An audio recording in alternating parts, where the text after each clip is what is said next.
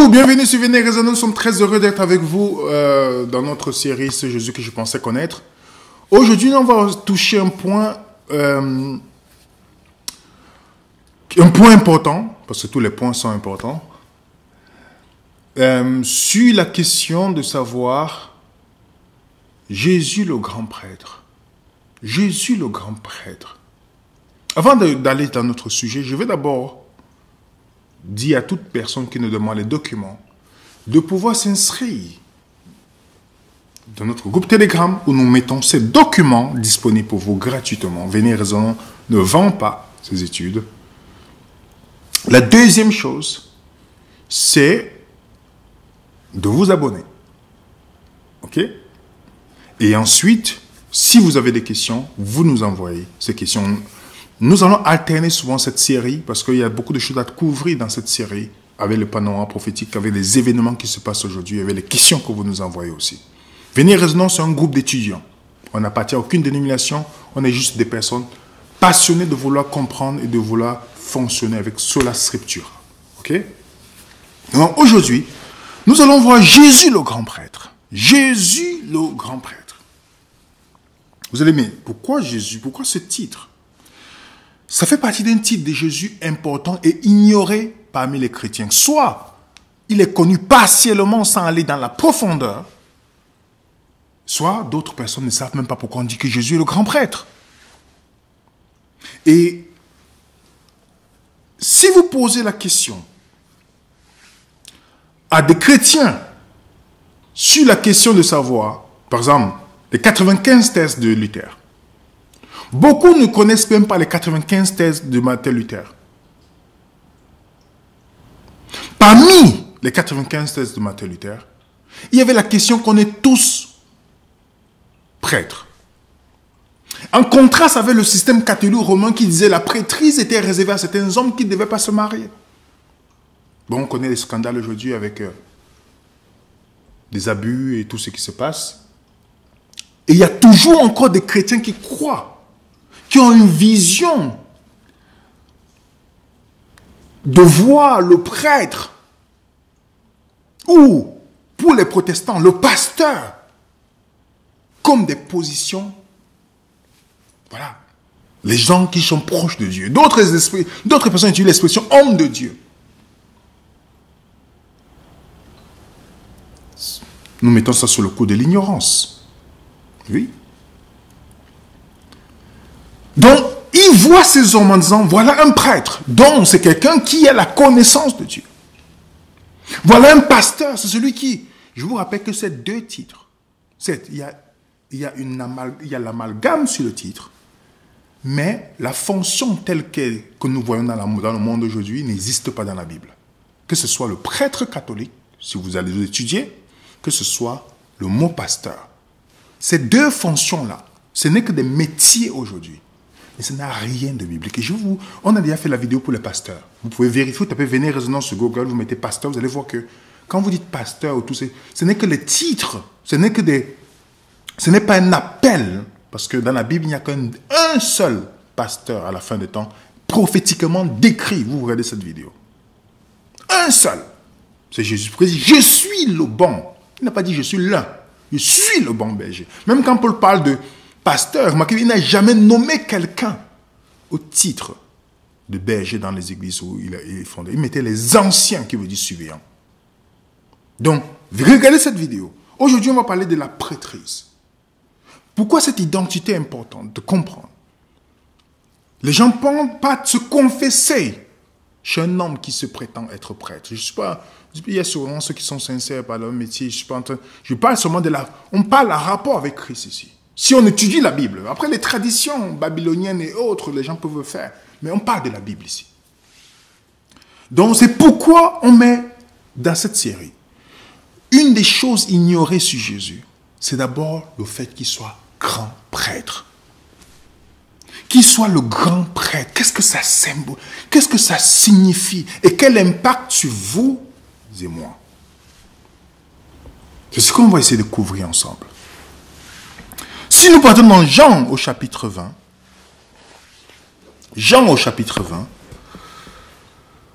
on peut lire le verset 1 à 3. Je ne sais pas si vous avez déjà fait cette scène dans votre esprit lorsque Jésus, Marie rencontre le Seigneur Jésus. Je ne sais pas si vous avez fait cette scène dans votre esprit, dans vos études personnelles. On dit le premier jour de la semaine, Marie de Magdala se rendit au sépulcre dès le matin. Comme il se faisait encore obscur, elle vit que la pierre était ôtée du sépulcre. Elle courut vers Simon-Pierre, vers l'autre disciple que Jésus aimait, et leur dit, ils ont enlevé du sépulcre le Seigneur et nous ne savons où ils l'ont mis. Pierre et l'autre disciple sortit et allaient au sépulcre. Ok? Et ensuite, quand vous lisez le verset 11, le verset 11 à 17, je ne vais pas tout lire. C'est la femme qui vient, elle commence à chercher, dit qu'elle n'a pas trouvé Jésus, elle commence à pleurer, tout et tout.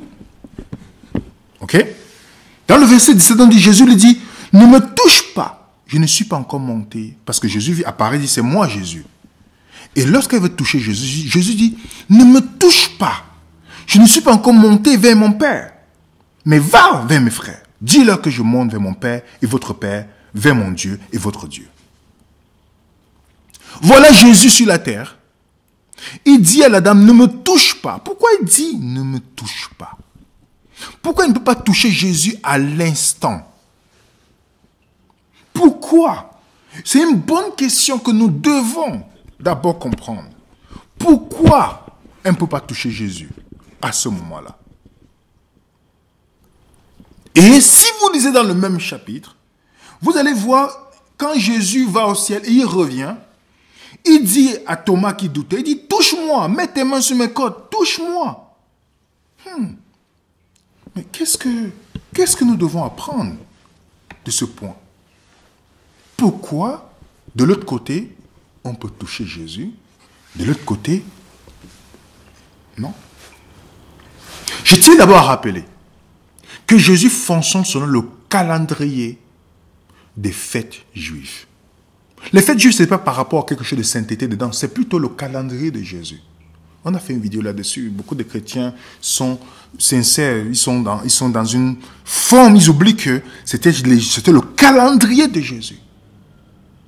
Ici, Jésus est mort à la Pâque. Pour vous rappeler. La Pâque, Exode 12, l'agneau devait mourir entre 2 soirs. Quand vous lisez Matthieu 27 et Marc, on dit Jésus est crucifié entre 2 soirs. On ne veut pas briser les os de l'agneau. On n'a pas brisé les os de Jésus. Pourtant, on a brisé les 2 autres. Je peux vous épargner d'autres caractéristiques. Et Jésus, après la Pâque, il y a ce qu'on appelle la fête des pains sans levain. Jésus est le pain. Il a dit, je suis le pain de vie, Jean chapitre 6. Le levain symbolise le péché, 1 Corinthiens 5, verset 7. Jésus est sans péché. Il est enseveli. Pourquoi il ne voit pas la corruption? Comme le psalmiste dit, tu ne permettras pas que ton bien-aimé voie la corruption, parce qu'il n'y a pas de péché en lui. Et dans Jean 20, nous sommes à la résurrection de Jésus. Lorsque Jésus ressuscite, il symbolise les prémices. Et les prémices, dans la fête des prémices, c'était les premières offrandes qu'on donnait à Dieu. Dieu était le premier à toucher. Ça n'a rien à voir avec la dîme, mais il ne faut pas qu'il y ait un tort de ce verset-là pour vous dire que oui, vous prenez votre salaire, vous donnez d'abord. On a traité ce sujet-là. Ne tombez pas dans ce piège des gens qui tournent la parole de Dieu pour vous culpabiliser. Ce n'est pas ça. Les prémices, Jésus, elle, symbolise cette fête ici. C'est-à-dire, il doit aller d'abord se présenter à son Père. C'est pourquoi dans le même chapitre, lorsqu'il revient, il dit maintenant, touchez-moi. Parce qu'il est d'abord allé se présenter vers le Père. Donc, on voit Jésus sur un calendrier et puis on voit qu'après la Pentecôte. C'est le calendrier. Les fêtes juives, ça n'a rien à voir avec vous et moi. En fait, c'est le calendrier de Jésus. Où Dieu veut leur enseigner le parcours du Messie. La Bible n'est pas nous, c'est pas par rapport à nous, c'est son histoire, la Bible. C'est son histoire, la Bible. Donc, regardez bien. Si vous avez bien suivi ce que j'ai dit tantôt, vous allez voir que dans Actes au chapitre 1er, Jésus est resté encore combien de temps? J'ai souligné cette partie-là. Si vous laissez le verset 1 à 5, où il dit, il leur donna plusieurs preuves se montrant à eux pendant 40 jours. Jésus est encore resté plusieurs jours avec eux. Pourquoi Jésus est resté plusieurs jours? C'est une question qu'on doit se poser. Pourquoi est-il resté plusieurs jours avec eux? Pourquoi? Il voulait leur enseigner quelque chose. Il y avait une chose qui devait se produire, l'inauguration. Il y a quelque chose qui devait se produire. Et Jésus devait leur expliquer ce qui devait se produire. Et vous savez très bien que dans le Premier Testament, le grand prêtre, qu'on appelle le souverain sacrificateur, le grand prêtre, lorsqu'il est oint,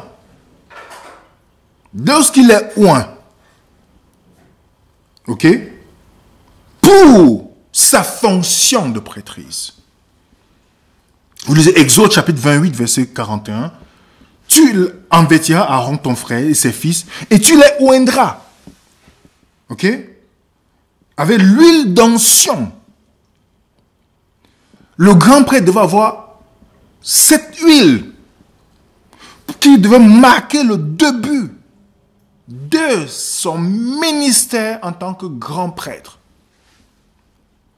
Et cette huile devait être versée sur sa tête et jusqu'à couler sur tout son corps, sa barbe. C'est pourquoi dans le Psaume 133, verset 1 à 3, lisez bien ce texte.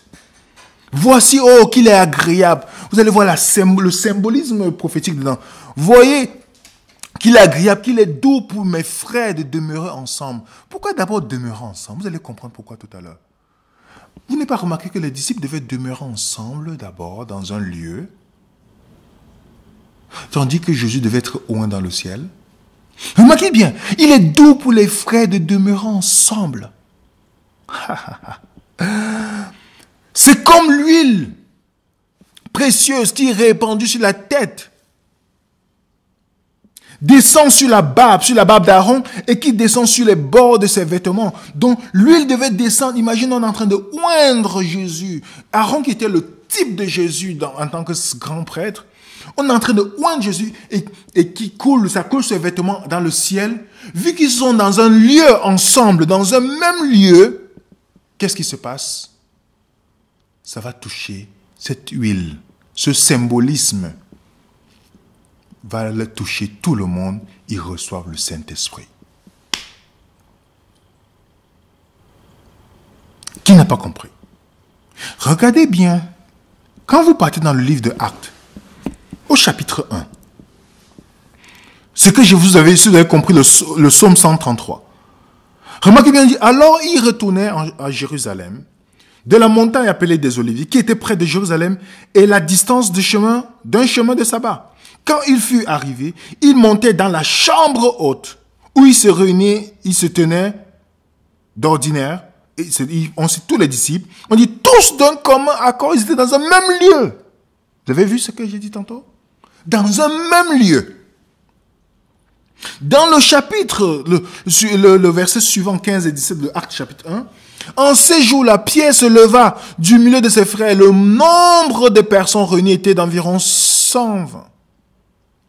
Et il dit, hommes frères, il fallait que s'accomplisse ce que le Saint-Esprit dans l'Écriture annonçait d'avance par la bouche de David au sujet de Judas qui était le guide de ceux qui ont saisi Jésus.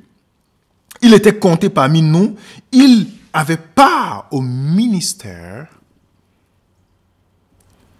Or, dans le verset 20 à 26, or, il est écrit dans le livre des Psaumes que sa demeure devienne déserte et que personne ne l'habite. Qu'aucun autre prenne sa charge. Il faut donc, parmi ceux qui nous ont accompagnés tout le temps que le Seigneur Jésus a vécu avec nous, depuis le baptême de Jean jusqu'à celui où il a été enlevé du milieu de nous, il il y en a un qui nous soit associé comme témoin de sa résurrection. Il en présentait deux, Joseph appelé Barnabas, surnommé Justus, et Matthias. Dans le verset 26, il tire au sort, le sort tomba sur Matthias qui fut associé aux 12 apôtres. Pourquoi les 12? Voilà encore une question importante. Jésus est en train d'être un. Il faut qu'ils soient tous dans un même lieu, comme le Psaume 133 le dit. Mais il faut une 12e personne. Quelle est l'urgence d'avoir une 12e personne? Parce que le sacrificateur, pour commencer sa mission de grand prêtre, devait avoir 12 pierres sur sa poitrine. 12 pierres qui symbolisaient 12 tribus d'Israël et les 12 apôtres. Les amis, est-ce que vous comprenez pourquoi un 12e? Posez la question à beaucoup de gens qui s'autoproclament, qui ont les titres d'homme de Dieu, pasteur, peu importe. Beaucoup de gens ne pourront pas vous dire ce que la Bible nous dit actuellement. Ils ne vont pas vous expliquer pourquoi. Quelle est l'urgence de choisir une 12e personne? Parce que Jésus commençait son ministère de grand prêtre. Ah oui, les amis. Parce que dans la Bible, contrairement à vous et moi aujourd'hui, la mode contre la fonction, aujourd'hui on porte on veut avoir la marque, on devient les pardons publicitaires. Mais dans la Bible, le vêtement, c'était simple, ça indiquait ta fonction, ta position. C'est pourquoi les ornements étaient très importants dans l'habit. Flavie Joseph, historien juif, nous dit les pierres étaient extraordinaires par leur taille et leur beauté, constituaient un ornement qui ne pouvait être acheté par les hommes en raison de leur valeur immense. Donc, ces vêtements étaient très importants pour le sacrificateur. Ok? Et c'est pourquoi sur ces pierres, il fallait les tribus d'Israël, Exode 28, verset 2 à 12. Tu feras à Aaron, ton frère, les vêtements sacrés pour marquer sa dignité, pour lui servir de parure. Tu mettras les 2 pierres sur les épaulettes, on va venir tantôt là-dessus, et le souvenir des enfants d'Israël. Quand on continue, dans le verset 2 à 12, Exode, excusez-moi, c'est le verset 15 à 30, je n'ai pas changé en bas, c'est le verset 15 à 30. Remarquez bien, il y aura 12 d'après les noms des fils d'Israël. Il portera sur son cœur les noms des fils d'Israël. Aaron portera constamment sur son cœur le jugement des enfants d'Israël. Ça, c'est le point qui est très important. Je vais revenir là-dessus tantôt. Mais les 12 pierres, c'est pourquoi il fallait un 12e apôtre pour remplacer Judas. Est-ce que vous avez compris, les amis? Parce que la Bible, le Premier Testament, c'est le Nouveau Testament caché et le Nouveau Testament, c'est l'Ancien Testament révélé. Aaron ici est un type de Jésus. Jésus a besoin des 12 apôtres. Ce n'est pas pour rien que les portes de Jérusalem, c'est les 12 portes. La même manière que Aaron, pour officier son ministère, il avait 4 fils avec lui et 24 prêtres, donc on appelle 24 vieillards. Vous lisez 1 Chronique chapitre 24. Vous allez voir qu'il fallait 24 prières avec lui. Jésus, pour commencer son ministère céleste, il a besoin on voit les 4 animaux qui sont les symbolismes des 4 fils d'Aaron. Ou le symbole des 4 évangiles aussi. On a déjà traité ce sujet. Vous regardez notre étude sur le sanctuaire. Et vous n'avez pas remarqué que quand on parle de Jésus dans le sanctuaire céleste, on parle de 24 vieillards aussi. Vous n'avez pas remarqué, les amis? Est-ce que vous n'avez pas remarqué cela? Ah, n'est-ce pas, c'est intéressant, n'est-ce pas? C'est pourquoi Jésus a tous ces titres. Les 4 titres de Jésus. Jésus est considéré comme prophète. Genèse. Il est considéré comme sacrificateur, Exode. Il est juge. Il est le roi des rois, 4e titre. Et regardez, Jésus dans sa 2e mission ici, en tant que sacrificateur. Alors nous allons entrer dans le sanctuaire pour maintenant comprendre pourquoi Jésus est le grand prêtre et quel est le rapport avec nous. Le psaume 77, verset 14, nous dit, « Ô Dieu, tes voies, ton chemin, pour ainsi dire d'autres versions, est dans ton sanctuaire. » Le sanctuaire, c'est le GPS divin. Le sanctuaire, c'est le GPS divin. Si vous voulez comprendre le plan du salut, vous vous référez au sanctuaire. Ce que beaucoup de croyants dans le monde ne connaissent pas. Et vous savez quoi, les amis? Pour que le sanctuaire fonctionne, parce que le sanctuaire qui était sur la terre, c'était juste un symbole pour enseigner au peuple, aux croyants, comment le véritable sanctuaire fonctionne dans le ciel. Je répète, la carte du Canada n'est pas le Canada.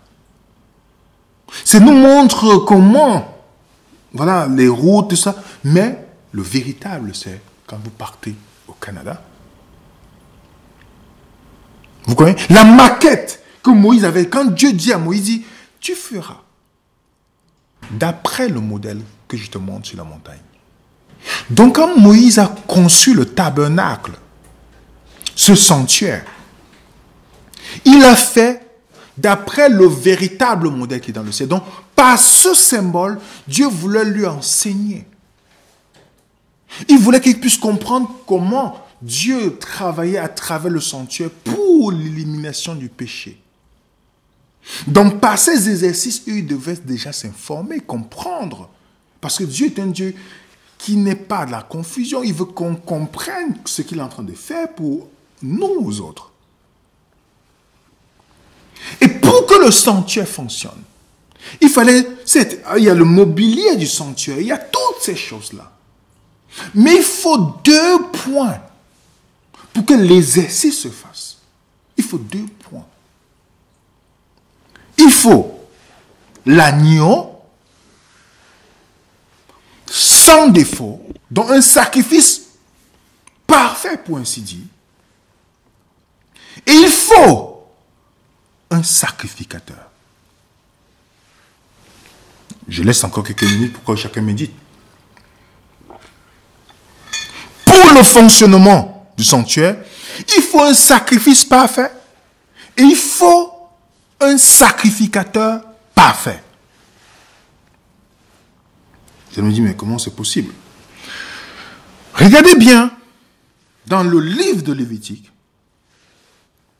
on nous dit, lorsque quelqu'un avait péché contre les commandements de Dieu, qu'est-ce qui se passe? J'ai mis tout en jaune. Il offrait un sacrifice de chèvre. Ok? Le verset 30.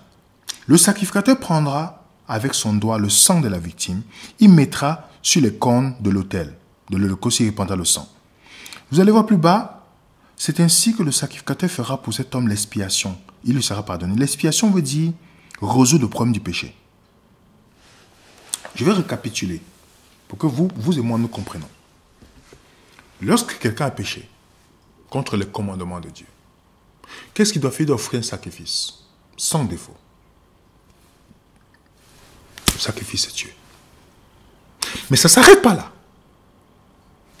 Il a besoin du sacrificateur. Parce qu'il ne peut pas entrer dans le sanctuaire avec le sang. C'est le sacrificateur qui prend le sang du sacrifice et qui va entrer avec. Est-ce que vous voyez pourquoi Jésus devient le sacrifice parfait? Parce qu'on est capable de le faire, d'être un sacrifice parfait. Et il devient le sacrificateur parfait. Celui qui prend maintenant son propre sang pour aller dans le sanctuaire avec. Qui n'a pas compris? Vous pouvez mettre dans le chat si vous n'avez pas compris. Pour l'expiation veut dire résoudre le problème du péché. Le mot at one man, c'est-à-dire réconciliation. Pour la réconciliation, il faut un sacrifice parfait. Mais celui qui offrait le sacrifice ne pouvait pas entrer avec le sang. C'est pourquoi il fallait le sacrificateur qui prenait le sang pour aller. Donc Jésus devient le sacrifice parfait pour nous. Il devient le prêtre parfait Pour nous. Donc c'est lui encore qui prend son propre sang pour entrer dans le sanctuaire avec. Est-ce que c'est clair? Vous comprenez les amis? Vous comprenez? Est-ce que ce n'est pas l'étape quand on a péché? On a besoin, vous pensez quand on a péché, les jumeaux et les saintes étapes, on reconnaît son péché, on apporte le sacrifice, on confesse nos péchés, et il fallait confesser le péché sur le sacrifice avant de le tuer. La mort et le prêtre doivent faire l'expiation. Donc Jésus fait quelque chose pour nous les amis, qu'on doit vraiment le remercier. C'est impressionnant. C'est pourquoi Jésus, la Bible demandait quoi? L'exigence de la Bible c'était quoi? Un holocauste sans défaut. Sans défaut. Lévitique 22, verset 20 à 22. Et quoi d'autre? Lévitique 21, verset 16 à 21. L'Éternel parle à Moïse, parle à Aaron, dit, tout homme de sa race parmi ses descendants qui aura un défaut corporel ne s'approchera point pour offrir l'aliment. Ce n'est pas dire que Dieu est contre les gens infimes, non. C'est pour dire que la fonction là est tellement importante. Regardez le symbolisme. Tout homme qui aura un défaut corporel et qui ne pourra s'approcher, un homme aveugle, boiteux, ayant les yeux camus, tout ça, il dit, de verset 21, tout homme de la race des sacrificateurs qui aura un défaut ne s'approchera point pour offrir à l'Éternel des sacrifices. Vous comprenez? On répète. Pourquoi? Parce que c'était le symbolisme de l'agneau sans défaut et du sacrificateur qui est sans péché, sans défaut. Vous voyez ça, les amis? Est-ce que vous avez compris? On peut même s'arrêter. Est-ce que vous avez vu que Jésus fait quelque chose d'extraordinaire?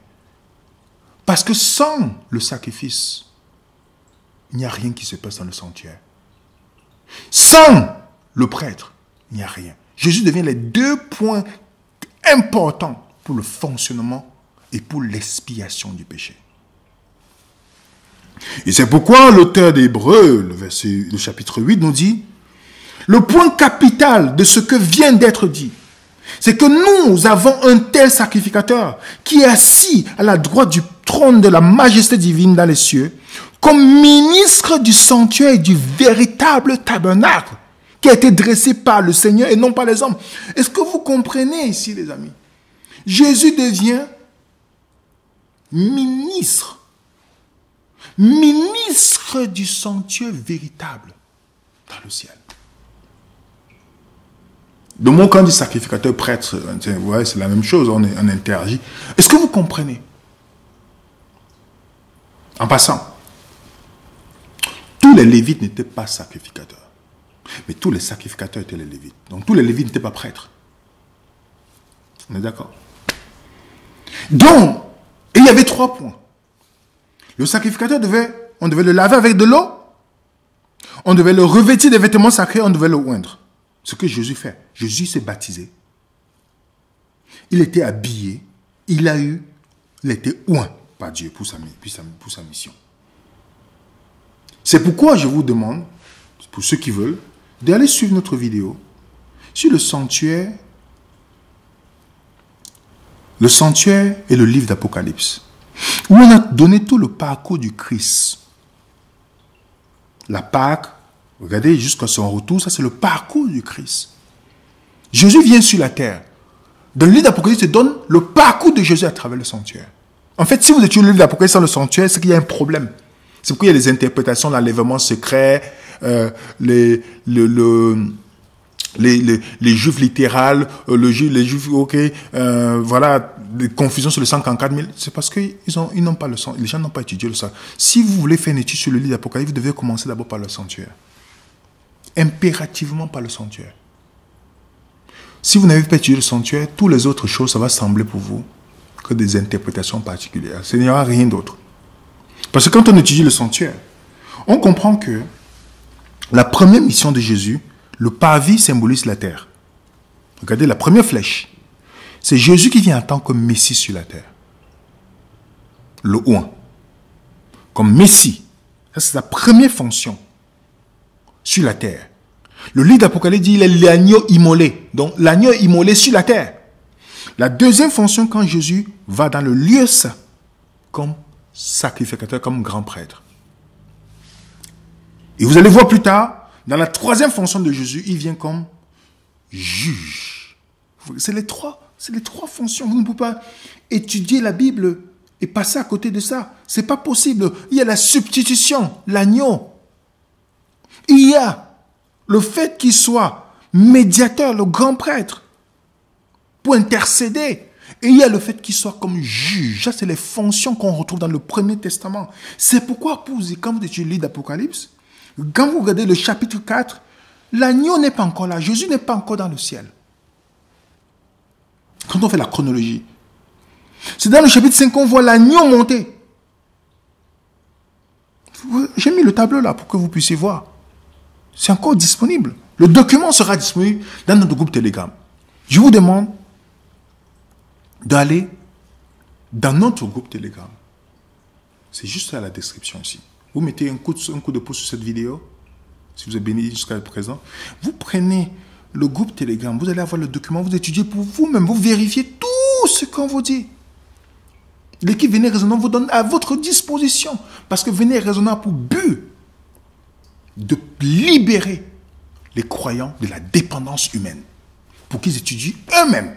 Voilà ce que toute cette équipe de jeunes pécheurs que nous sommes, les pécheurs que nous sommes, essaieront de faire. Par la grâce de Dieu. Donc, voilà le tableau. C'est pourquoi la première description, la première mission de Jésus, je mets ici, la première mission de Jésus, c'est où? Le pavis. Sur la terre. Et ensuite, il doit aller où? Dans le lieu saint. Dans le lieu saint. C'est pourquoi je mets là, cette flèche ici que vous voyez. Où est-ce que Jean voit Jésus? Après, je vis 7 chandeliers d'or. Au milieu de 7 chandeliers, quelqu'un qui ressemblait à un fils d'homme. Est-ce pas intéressant ça? Un fils d'homme. Ok? Dans le verset 20, les 7 étoiles sont les 7 anges de cette église. Les 7 chandeliers que tu as vus sont les 7 églises.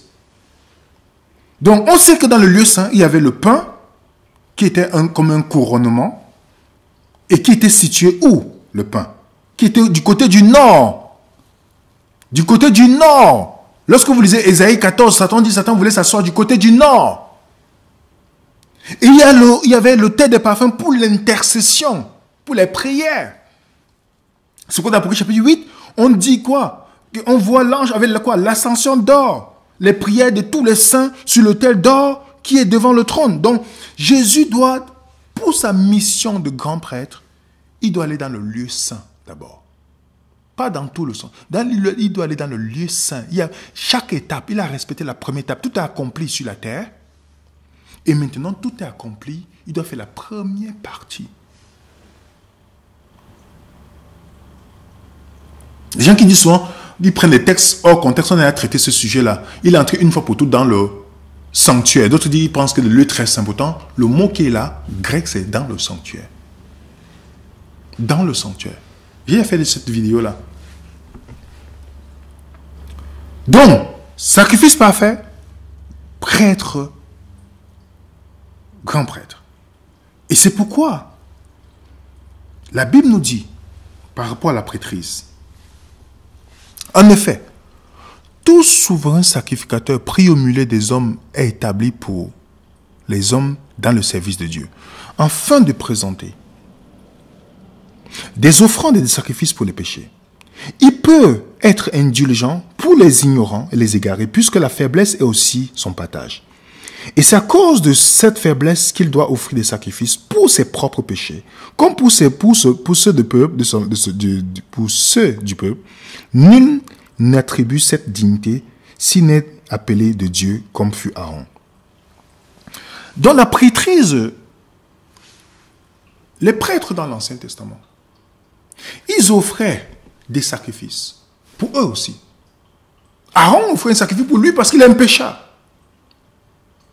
Et pour le peuple aussi. C'est ce que le texte nous dit. Hébreux 8 nous dit, était sur la terre, parlant de Jésus, s'il était sur la terre, il ne serait pas même sacrificateur. Qui n'a pas compris? Si Jésus était sur la terre, donc le critère pour la prêtrise était de la généalogie. Donc Jésus ne vient pas de la tribu de Lévi. Donc il n'avait rien à voir avec cette généalogie. Donc il n'était pas qualifié en tant que tribu de Lévi. Donc c'est pourquoi la Bible dit s'il était sur la terre, il ne pouvait pas être sacrificateur. Vous voyez ça, les amis? Parce qu'il vient de la tribu de Juda.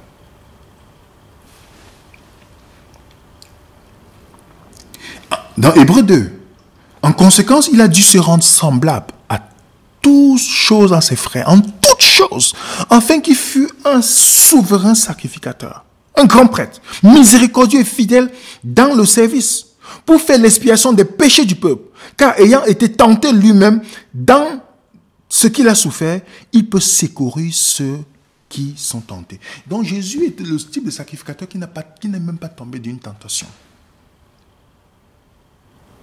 Et c'est pourquoi l'auteur nous dit, Jésus est par là, est par cela, même le garant d'une alliance plus excellente. Jésus est le garant d'une alliance plus excellente. Donc, ce n'est pas l'alliance. Pour ceux qui veulent savoir c'est quoi l'alliance, ils regardent notre vidéo sur la nouvelle et ancienne alliance. Ce n'est pas l'alliance faite à Aaron. Aaron était un pécheur. Ses descendants étaient des pécheurs. Donc, l'alliance ne pouvait pas tenir. Ils étaient mortels. Jésus est le garant d'une alliance plus excellente parce qu'il donne les garanties à Dieu et pour nous. C'est pourquoi il est la garantie de cette alliance que nous serons fidèles à Dieu. C'est pourquoi on parle de la foi de Jésus. On parle de la foi de Jésus. Et donc, il donne cette garantie que, oui, il y aura les humains qui seront à l'image de Dieu. Dans le livre d'Hébreux, on peut lire si la perfection avait pu être atteinte par le sacerdoce lévitique, c'est-à-dire d'Aaron. Car c'est celui qui repose la loi donnée au peuple. Quel besoin y avait-il encore qu'un autre sacrificateur paraisse selon l'ordre de Melchisédek, non selon l'ordre d'Aaron? Car lorsque le sacerdoce est changé, il y a nécessairement changement de loi. Vous comprenez le thème ici? En fait, si ce que Dieu avait donné à Aaron, dans le Lévitique, était parfait, il n'y a pas besoin d'envoyer Jésus. Mais ce n'était pas parfait. En effet, il y a d'une part, suppression d'une ordonnance antérieure. À cause de sa faiblesse et de son inutilité, donc, il y a suppression de tout ça. Tout ce qui est lévitique. Car la loi n'a rien amené à la perfection. Donc, tout ce qui était cérémoniel là. En d'autre part, introduction d'une meilleure espérance par laquelle nous nous approchons. C'est pourquoi le verset 10 nous dit, il abolit donc le premier culte ainsi pour établir un second. Est-ce que vous avez compris, les amis? Pourquoi il y a abolition? Il y a une abolition de la loi lévitique, pas la loi cérémonielle, tout ce qui était dans la prêtrise et le sanctuaire. Tout, vous pouvez compter les cérémonies, les fêtes juives, la dîme et tout ce que vous pouvez imaginer, tout ce qui était cérémoniel. Pourquoi? Parce que, remarquez bien, l'apôtre nous dit, voici ce que j'entends, une disposition que Dieu a confirmée antérieurement ne peut être annulée, ainsi la promesse rendue vaine, par la loi survenue 430 ans plus tard. 430 ans plus tard, il y a une loi. Pour ceux qui ont vu notre série sur la loi, une loi cérémonielle. Il y a la loi, mais dans cette loi, Paul parle ici de la loi cérémonielle dans ce chapitre. 430 ans, c'est le temps des enfants d'Israël en Égypte. Donc, quelle est la loi qui a été donnée 430 ans après? On sait que la loi morale existait toujours. La loi cérémonielle a été donnée 430 ans après. Donc, à quel moment la dîme devient une loi? 430 ans après. À quel moment le sacrifice devient une loi? On a Galates chapitre 3. Dis ce qu'il dit. Pourquoi dans la loi? Paul parle de la loi cérémonielle. Il ne parle pas des 10 commandements ici. Elle a été ajoutée à cause des transactions. Le sacrifice, toutes ces choses-là, C'était à cause de la transition. Vous pouvez lire pour voir qu'il parle de la loi cérémonielle ici. Il dit, maudit quiconque est pendu au bois ici, Deutéronome 21, verset 23, c'est la loi cérémonielle. Ok? Et c'est pourquoi il dit, cette loi-là, c'était un pédagogue pour nous conduire à Christ. Parlant de la loi cérémonielle, dont les fêtes juives, la dîme et tout ça, ça nous conduit à Christ. Dans Romains 10, il dit qu'à Christ est la fin de la loi. D'autres personnes pensent que c'est... Non. Le mot c'est télos. C'est-à-dire, il est le but. C'est le mot télos que vous pouvez voir. Il est le but. Ok? Il est celui avec qui, comme vous lisez plus tard, il dit, en effet, la loi de Moïse a atteint son but. En fait, c'est ça. Cette loi cérémonielle a atteint son but. Car Christ est la fin de la loi pour la justification de tous ceux qui croient. En effet, Moïse a défini ainsi la justice qui vient de la loi. L'homme vivra, l'homme qui mettra ces choses en pratique vivra par elle. Remarquez bien, il parle de la loi cérémonielle ici. Vous pouvez vérifier. Est-ce que vous comprenez? Est-ce que vous et moi, nous comprenons que tout ce qui est cérémoniel, donc si quelqu'un vous dit aujourd'hui, quand Paul dit que personne ne vous juge au sujet des sabbats, remarquez bien, il met le pluriel des fêtes juives. Du manger du bois, de tout ce qui était mangé du bois dans cette cérémonie-là. Les herbes amères, les pains sans levain, tout. Il dit que personne ne vous juge au sujet de ces choses-là. Jésus vient avec une loi bien meilleure. Donc tout ce qui était cérémoniel là, ça disparaît. Ça disparaît, les amis. On n'a plus besoin de tout ce qui est cérémoniel. Donc il n'y a pas de sacrifice. D'ailleurs, nos frères juifs ne donnent pas la dîme aujourd'hui parce qu'il n'y a pas le sanctuaire. Ils veulent reconstruire le sanctuaire. Ce qui se passe là, ils veulent reconstruire un sanctuaire, mais on sait très bien que ce n'est pas la venue de Christ, d'un autre Christ, mais pas. Ok? Ils veulent reconstruire pourquoi? Parce que s'ils reconstruisent, ils vont recommencer les sacrifices et ils vont recommencer la dîme. La dîme qui n'était pas l'argent, qui était ceux qui faisaient les terres dans cette période-là. Vous pouvez vérifier, on a fait des vidéos là-dessus. Donc, si Jésus était sur la terre, il ne pouvait pas être lévite. Il ne pouvait pas être sacrificateur. Donc, il devient sacrificateur selon l'ordre de Melchisédek. Et, étant sacrificateur, il devient la garantie d'une alliance plus intéressante. Et les autres étaient des mortels. Lui, il ne meurt pas. C'est pourquoi dans le livre d'Hébreux, c'est une figure pour les temps actuels où l'homme présente des offrandes, des sacrifices qui ne peuvent rendre parfait sous le rapport de la conscience celui qui rend ce culte. Et qui, avec les aliments, les boissons, les diverses ablutions, étaient des ordonnances charnelles, imposées seulement jusqu'à une époque de reformation. C'était juste pour une époque, jusqu'à ce que Jésus vienne. C'est ce que l'auteur veut nous dire ici. C'est pourquoi quand Jésus est crucifié, le temple, on voit très bien que l'accès est maintenant, on a accès de ça. On peut s'approcher du Père maintenant. On dit le voile est déchiré dans le temple. Donc, quand le voile est déchiré dans le temple, ça veut dire que le service là ne sert plus à rien du tout. Ça ne sert plus à rien. C'est pas pour rien que Jésus pouvait dire prophétiquement à la femme samaritaine. Comme beaucoup de gens aujourd'hui, ils font comme la femme samaritaine. Nos pères adoraient sur les montagnes. Nos pères ont dit d'aller dans tel bâtiment. Nos pères ont dit d'aller dans tel mur. Je dis, oh, ma fille, le viens. Elle est déjà venue. Ou ce n'est ni sur la montagne, ni dans le temple que vous devez le faire. C'est ce que Jésus dit. Ma fille, c'est que mon Père cherche les vrais adorateurs. Qui adorent en esprit et en vérité. Donc ce n'est pas dans les lieux. L'adoration n'est pas liée à un endroit physique. Nous sommes le temple. Donc nous devons être des lieux permanents de la présence de Dieu. Les bâtiments là, les gens peuvent se réunir, mais ça n'a rien, ça n'a aucun, il n'y a aucun symbolisme spirituel dedans. Donc quand il dit je m'en vais au temple, sachez qu'il est en train de, il est dans la confusion, il a bu le vin de Babylone. C'est pourquoi il prononce cette phrase là, je m'en vais au temple. Ah, il ne sait pas qu'il est le temple. Combien de chrétiens disent ici cette phrase là, je m'en vais au temple, je m'en vais au culte. Pourtant Dieu dit, tu es un culte, tu dois avoir un culte permanent. C'est tu le temple. Jésus vient rendre cela possible. Et vous savez quoi? Il y a une bonne nouvelle. Il fallait être de la tribu d'Aaron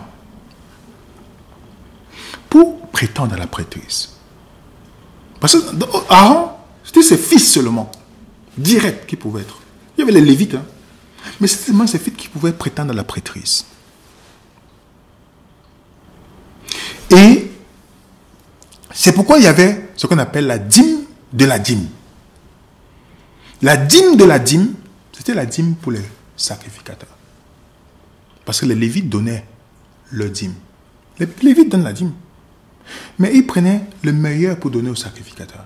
Quand il y avait la dîme des veuves et les orphelins, la dîme personnelle, la dîme des Lévites et la dîme de la dîme, c'est-à-dire 1%. 1%. Pas 10, 1%. La dîme de la dîme, 1%. Qu'on donnait aux sacrificateurs. Mais grâce à Jésus, on est tous sacrificateurs. Donc il n'y a plus à regarder un homme qui, parce qu'il parle de la parole de Dieu, tu le vois comme quelqu'un supérieur à toi. Impossible. On est tous pareils, femmes, hommes, enfants. Tous pareils aux yeux de Dieu. Jésus a simplifié la chose. Bien qu'il y a d'autres chrétiens encore qui vivent avec cette pensée. Oh, l'homme de Dieu. Oh, le pasteur. Oh, le prêtre. Oh, ceci. Jésus dit, mais depuis longtemps que j'ai simplifié la chose. Lisons ensemble. Lisons ensemble. Regardez comment Jésus nous donne l'accès au ciel. De la part de Jésus, qui est le témoin fidèle, le premier d'entre les morts, le prince des rois de la terre, à lui, qui dis-je, qui nous a aimés et qui nous a lavé de nos péchés dans son sang, nous a fait rois et sacrificateurs. Waouh! Si Jésus était sur la terre, il ne pouvait pas sacrifier. Il devient un sacrificateur. Il devient un sacrificateur qui donne la possibilité. Peu importe ta nationalité, peu importe ton origine, peu importe la couleur de ta peau, peu importe qui tu es, ton sexe, femme, homme, tu peux être sacrificateur.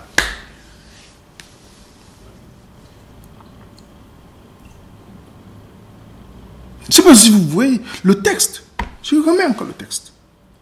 Il a fait de nous des sacrifices rois. Ça, c'est notre passage. C'est notre étude. Parce que Jésus est le roi des rois. Nous sommes rois et reines. Femmes, voilà. Jésus est le roi de tous ces rois-là. Vous voyez, il fait de nous rois et sacrificateurs. Est-ce que vous êtes de la tribu de Lévi? Est-ce que vous êtes de la tribu descendant d'Aaron? Non. Ça, c'était... Cette loi-là est passée, elle est intérieure.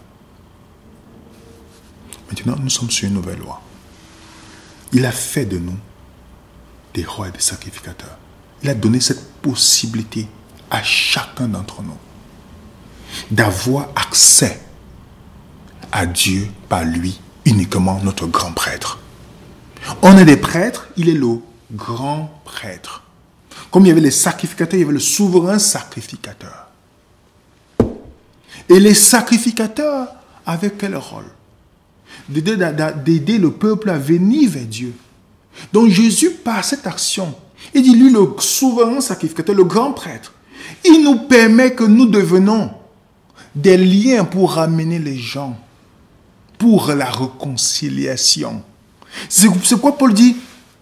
Il a fait de nous les fonctions d'ambassadeurs, en nous invitant, en disant au monde, soyez réconciliés avec Dieu. On devient ainsi des gens qui amènent la réconciliation, les agents de réconciliation. C'est pourquoi c'est toujours terrible de voir des chrétiens, quand ils connaissent deux personnes qui sont chrétiens, qui sont en conflit, ils disent, ah, c'est leur problème. tu n'as rien compris à ta fonction. Ça veut dire que si vous parlez avec deux personnes qui se parlaient et qui ne se parlent plus, et que vous avez la pause, vous parlez avec les deux, vous devez jouer leur fonction de sacrificateur. Si vous êtes vraiment, au moins que vous êtes un apostat. Oui. Parce que vous jouez un rôle de réconciliateur. L'évangélisation.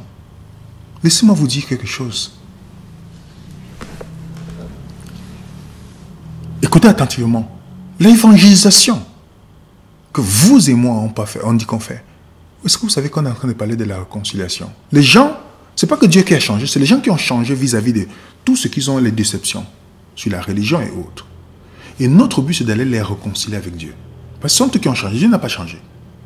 On joue, l'évangélisation, c'est ça là. On n'a pas dit, réconcilie-toi avec ton Père, que tu n'as pas connu.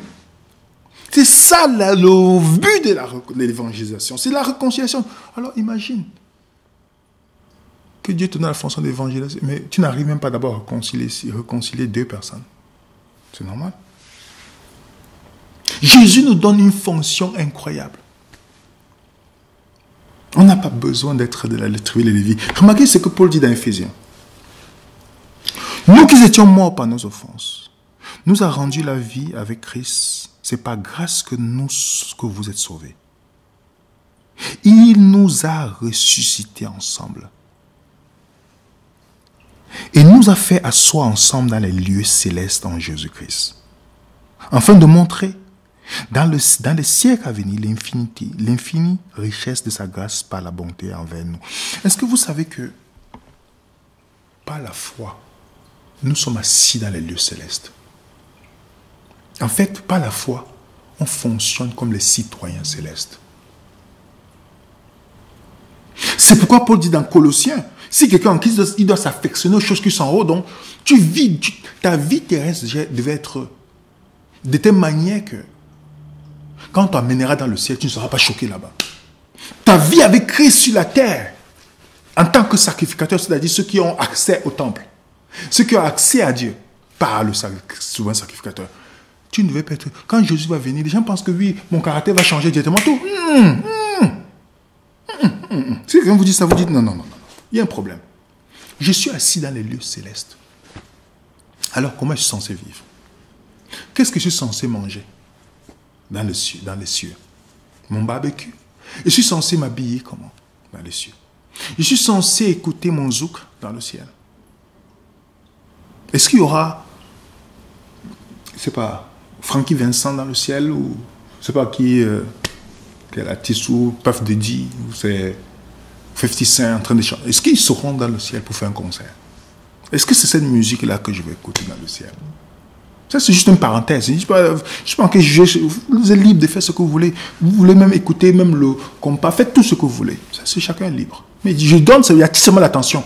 Est-ce que tu vis déjà comme étant dans les lieux par la foi, dans les lieux célestes par la foi? Voilà la grande question.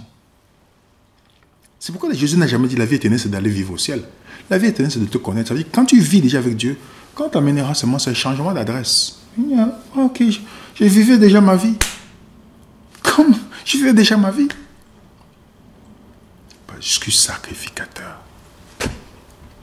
Et c'est pourquoi l'apôtre nous dit, ainsi, puisque nous avons un grand souverain sacrificateur qui a traversé les cieux, Jésus, le Fils de Dieu, demeurons fermes dans la foi que nous professons. Car nous n'avons pas un souverain sacrificateur qui ne puisse compatir à nos faiblesses. Au contraire, il a été tenté comme nous en toutes choses, sans commettre de péché. Waouh! Vous et moi, on n'a pas un sacrificateur qui ne puisse compatir à nos faiblesses. Il était tentant en toutes choses. Il est une double négation. Il dit, nous n'avons pas de souverain qui ne puisse compatir. Double négation. Parce qu'on serait tenté de dire, mais Jésus ne ressent pas ma douleur, il ne connaît pas ma souffrance, il ne connaît pas que je souffre émotionnellement, il ne sait pas que je souffre parce que je dis, je ressens tout. Vous et moi, on n'a pas été tentés en toutes choses. Mais lui, il était tenté en toutes choses. Il dit, moi, j'étais tenté en toutes choses. Donc, tu ne peux pas dire que Jésus ne peut pas comprendre ce que je vis. Il comprend. Il était humain. Il s'est fait humain. Il a vécu. Il a fait toutes ces choses-là. Tenté en toutes choses. Donc, il n'y a aucune faiblesse que tu as. aucun manquement, aucune souffrance, aucune blessure, aucune addiction, aucune chose que tu peux dire Jésus ne peut pas comprendre. Il comprend. Il comprend. Et il a décidé de faire de toi, par sa vie. Si les croyants de ce monde pouvaient savoir ce que Jésus a décidé de faire d'eux, un roi et des rois et des sacrificateurs. Quel privilège! Quel privilège que Jésus a fait pour vous et moi. De faire de nous des rois et des sacrificateurs. Et il devient le garant de cette alliance-là. Garant de cette alliance. Que Dieu aura un peuple qui lui sera fidèle sur la terre avant d'aller dans le ciel. Oui, ce qu'on dit dans l'Apocalypse chapitre 14, on dit ceux qui gardent les commandements et qui ont la foi de Jésus, la foi de Jésus. Pas la foi en Jésus, la foi de Jésus. C'est grâce à la foi de Jésus qu'ils vont garder les commandements. Voilà ce que Jésus devient. Donc il devient le seul médiateur entre Dieu. Il n'y a pas le prêtre, il n'y a pas le pape, il n'y a pas votre pasteur. J'ai même vu quelqu'un aux Antilles, un pasteur qui demande l'argent il doit venir prier pour vous. Et puis ils vont critiquer les catholiques. Les catholiques le font, voilà. Ils le faisaient à l'époque médiévale, tu payais pour le pardon de tes péchés. Mais en Jésus, vous êtes libérés de tous ces postes d'autorité devant vous. Vous avez un seul médiateur. Personne n'a le numéro de téléphone de Jésus-Christ en disant j'ai une ligne privilégiée. Non. Par Jésus, il nous rend tous privilégiés d'avoir accès à Dieu par Jésus. 1 Timothée 2, verset 5. Il n'y a qu'un seul médiateur.